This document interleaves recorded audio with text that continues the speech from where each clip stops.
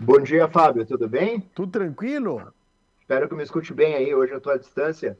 Ah, onde é que tu estás, hein, por curiosidade? Eu estou em Gravataí, Fábio, em casa e acompanhando aqui um pessoal que está prestando serviço aqui em casa. Então, eu acabei ficando empenhado essa semana inteira aí, mas não quis faltar, não quis deixar de participar aí da tua audiência e conversar um pouquinho contigo e com a Que, tua audiência fiel aí de que coisa Camaquã e boa. da Costa Doce. Doutor Pedro Moraes, vamos falar o seguinte: assunto hoje é auxílio acidente. Olha que interessante. Eu agora há pouco estava falando com um empresário aqui, que trabalha com 52 funcionários, trabalha em área de risco, que é a área de energia elétrica, né? Sim, Obras, essas bastante. coisas, tudo, né?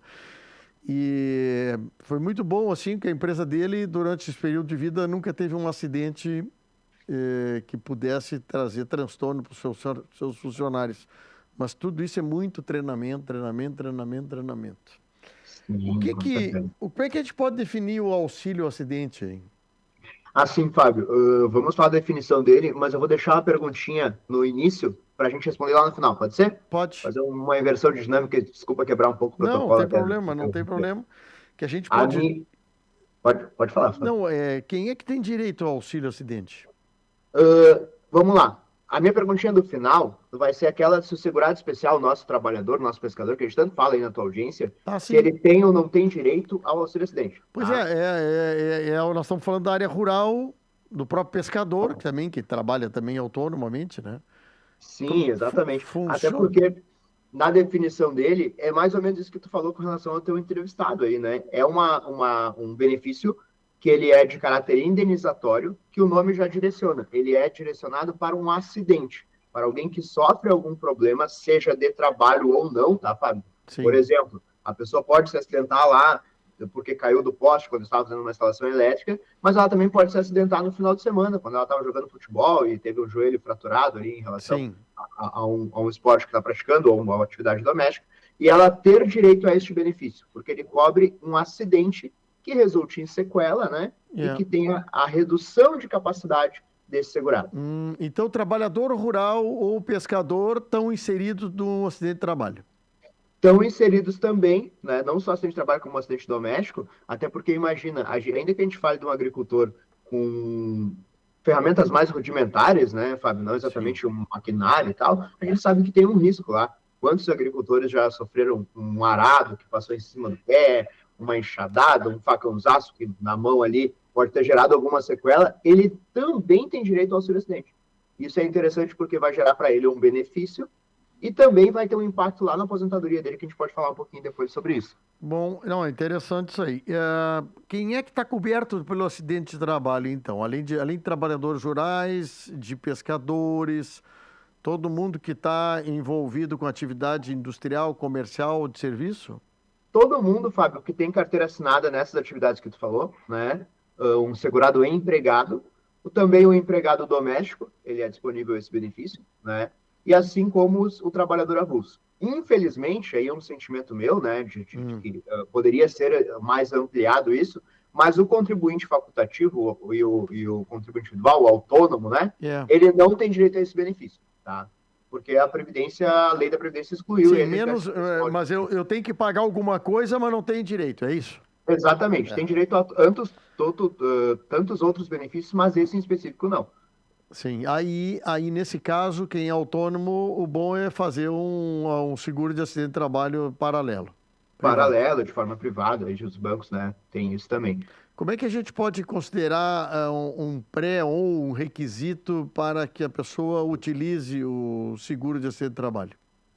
Esse seguro, esse auxílio acidente, para acidente de trabalho e também para acidente de qualquer natureza, esse é o termo, né, Fábio? Porque também a gente não pode excluir os acidentes domésticos e de percurso, ou até mesmo no final de semana ali, ele é garantido através do quê? Da qualidade de segurado, a pessoa tem que estar contribuindo ou ter contribuído há algum tempo, e ela sofra um acidente que resulte na redução da sua capacidade. É um pouquinho diferente do auxílio-doença. O auxílio-doença eu não consigo trabalhar, tá? O auxílio-acidente eu consigo trabalhar, mas eu não tenho a mesma aptidão que eu tinha antes do acidente. Eu tenho uma Hum, pequena redução, eu faço um esforço maior, ou eu tenho que fazer algum gesto diferente, alguma redução de capacidade. entendi. Interessante isso. Por exemplo, aqui, Eu tenho aqui uma questão de uma pessoa que teve uma ponta do dedo cortado. Perfeito. É, Ele foi fazer uma perícia, negaram o pedido de pecúlio. O que que gera essa não aceitação por parte do segurado com a perícia nesse caso?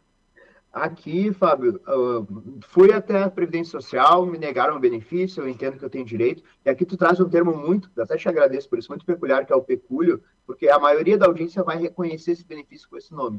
Apesar desse nome ser um pouco mais antigo, lá de 90 e poucos que mudou, 94, Sim. 96, mudou a lei, ele ainda acompanha a gente por muito tempo. O pessoal chama muito de pecúlio ainda. Tá. Mas ele pode judicializar, procurar um advogado da sua confiança, e a partir do momento que ele fez esse requerimento, ele pode pedir até atrasados, claro, respeitando alguns prazos ali, né? Sim. Mas pedir os atrasados a partir do momento que o INSS negou para ele esse benefício. Ele pode entrar na justiça, vai passar por uma perícia judicial e ter esse benefício deferido lá pelo juiz, daí não mais pelo INSS. No caso do dedo aí, que é um assunto interessante, vamos imaginar que eu trabalho de uma forma que o dedo, para mim, me permita ainda trabalhar, mas eu perco o manuseio da mão, dificuldade com isso. Eu posso receber um complementar disso? Exatamente isso que envolve o auxílio-acidente. Por exemplo, como tu falou, imagina um marceneiro que tem essa ponta do dedo arrancada até pela ferramenta, Sim. ou durante o seu final de semana lá, quando ele estava fazendo uma obra na sua casa. Ele pode voltar a trabalhar e receber o benefício ao mesmo tempo. Independente do salário dele, independente qual seja o valor que ele recebe por mês lá na carteira, ele recebe esse benefício. Tá? E também ele pode receber sem trabalhar, né? Me afastei total, vou receber só o benefício e tal, desde que ele realmente consiga trabalhar, mas não com a mesma aptidão que ele tinha antes, porque essa falta de dedo vai fazer com que ele trabalhe de uma forma mais lenta ou com uma dificuldade, ele vai ter esse benefício garantido, independente do salário que ele receber lá. Não, que daqui a pouco perde força, né? Um pedreiro, um marceneiro, até um próprio agricultor, né? Daqui a pouco ele tem dificuldade, ele até precisa, daqui a pouco, de um ajudante para ajudar, né? Para conseguir resultado nesse assunto, né? Exatamente. Um pouquinho diferente do auxílio-doença mesmo, que daí acaba que ele não consegue mais trabalhar de qualquer forma, ele fica incapacitado totalmente para aquela atividade. Sim. Aí muda um pouquinho a natureza, mas nesse caso seria... Esse benefício de auxílio-acidente, ele tem carência ou alguma coisa assim? Ele não tem carência, Fábio, justamente porque ele é um acidente, né? Imagina que a gente não consegue prever o momento que a gente vai ter um acidente, vai ter um infortúnio ali, né? Então, ele exige somente a qualidade de segurado. Imagina que a pessoa começou a trabalhar hoje e amanhã, semana que vem, ela se acidenta e gera uma questão de acidente. Ela pode gerar o benefício em ter um tempo mínimo de contribuição. Precisa só estar contribuindo ou ter contribuído há um tempo atrás. Se ele não contribui, ele não tem direito. Se não contribui de nenhuma forma, ou faz muitos anos, faz 5, 6 anos que não contribui, aí sim ele não vai ter direito. O acidente não quer dizer na profissão que eu estou trabalhando, que eu estou inscrito. Eu estou inscrito como funcionário doméstico. Me quebra uma perna jogando futebol. Não quer dizer. O acidente não quer dizer. Se essa atividade jogando futebol te deixa incapacitado parcialmente, reduz a capacidade lá para a atividade doméstica, mesmo que tenha sido fora do trabalho, vai gerar o acidente também. Acidente de trânsito, essas coisas também, tudo está incluso. Perfeitamente. Tudo que for traumático, né, Fábio? Não for uma doença adquirida ou que se gerou geneticamente. Tudo que for traumático vai gerar o auxílio-acidente. Tem uma pergunta aqui. Uma perícia médica tem prazo, por exemplo, para ter resultado, para tentar receber o auxílio? A gente tem alguns prazos na Previdência Social, né, de decadência e de prescrição. Alguma perícia com mais de 10 anos, talvez a gente não consiga nem discutir. Sim. Então, a perícia com mais de 5, eu consigo cobrar apenas os últimos 5, caso eu nunca tenha movimentado nada, sabe, Fábio? Mas tem prazo, por exemplo, para o médico dar o resultado da perícia? Sim. Normalmente, a pessoa faz a perícia no dia, para ter o resultado no mesmo dia, no horário das 21 horas em diante. E se não tem? Eles não liberam no ato. Se não tem, o INSS pode ter que complementar algum documento e ele mesmo abrir um acerto pós-perícia. Tá? Vai abrir lá no meu INSS da pessoa, porque precisou complementar um documento. Se não tem nada, Fábio, ligar no 135 e dizer, eu tenho um protocolo aqui, eu fiz perícia dia tal e não tem resultado ainda. Eles têm que apurar isso quanto antes. Tá, entendi. Porque, claro, se tratando de INSS pode acontecer um erro, pode acontecer algum prazo excedido ali, mas é para ter um resultado que sim ou que não. ou uma O, complementação de documento. se, doutor Pedro, por exemplo, aqui, nós temos casos hoje, tem muita gente aí que a gente até falou negócio de posto de renda, Minha Casa Minha Vida, as coisas, que são MEIs, Uhum. pessoas que estão cadastradas como MEI. Como é que fica isso? Infelizmente, para esse benefício, a pessoa não tem direito por ser um contribuinte individual. Tá? Isso é uma coisa que eu acabo também não concordando, tá, Fábio? Mas é uma exclusão da lei. O MEI, ele é um CNPJ, ele é uma pessoa jurídica que contribui para a Previdência Social com valor um pouco mais baixo do que o normal. Mas, se for um carteira assinada, tranquilo. Entretanto, o MEI vai ter direito a tantos outros benefícios, auxílio-doença, pensão por morte, auxílio-reclusão, até aposentadoria por invalidez, e se aposentar por idade também. Mas, na condição de MEI, o auxílio acidente não. Então a pessoa é quase que ele é autônomo. O cara tem que fazer se quer se proteger, fazer um seguro Fazer um pessoal seguro de em privado. acidente. Exatamente. Qual é o valor do benefício, hein? O valor do benefício, Fábio, ele é equivalente a 50% do salário-benefício que a pessoa receberia de auxílio-doença, tá? Por exemplo, eu recebia R$ 2.000 de auxílio-doença, ou eu receberia se eu tivesse direito. Ele vai ser o equivalente a 50% dessa média que foi apurada lá, tá? Não pode ser inferior ao salário mínimo, então ele vai ser sempre metade de um salário mínimo para cima. A pessoa garante pelo menos metade do salário mínimo para recebimento desse benefício, ou mais do que isso, caso ela tenha uma média maior. Tá. Não, interessante isso aqui. É, uma outra questão aqui que eu queria te perguntar. Às vezes, dependendo do auxílio que a gente não pode trabalhar. Quem está no auxílio acidente pode trabalhar? Pode trabalhar sim, pode receber um benefício, algum outro benefício que seja compatível, né, com a acumulação, pode ganhar na Mega Sena, que nem eu brinco, pode receber tranquilamente. Ainda que ela seja autônoma e faça um trabalho informal, ainda que ela assine a sua carteira, independente do salário, ela recebe o auxílio acidente concomitante a isso. O auxílio acidente, ele é eterno ou ele pode ser retirado? Ele era vitalício quando ele era pecúlio, lembra? Até 94, 96 ali, a edição da lei, 90 e poucos, ele acaba sendo vitalício. Depois disso, ele não é mais vitalício, mas ele tem um benefício, Fábio. Ele incorpora a média de contribuição para uma aposentadoria. Então, a pessoa recebe até se aposentar, e no momento que ela se aposenta, ele entra no cálculo da pessoa para aumentar o salário de aposentadoria dela. Deixa de existir, mas aumenta o salário de aposentadoria dela. Tá? É que a questão muito é auxílio doença ou auxílio acidente, né? Os nomes são parecidos, né? Ela fica, eu tô dando uma olhada num texto aqui e estou um pouquinho em dúvida. Eu tive um problema no acidente, mas eu estou me recuperando. Ainda não teve uma alta. E aí auxílio acidente é uma outra coisa quase que permanente. Exatamente. Mas temos a solução para isso também, né? É uma pergunta, né, Fábio? Sim. Imagine que a pessoa está se recuperando. A partir do momento que ela se recuperou e consegue voltar a trabalhar, se ela ficou com uma sequela desse acidente, o INSS tem que implantar imediatamente posterior ao auxílio acidente. Isso é o artigo 86 até da lei. Entendi.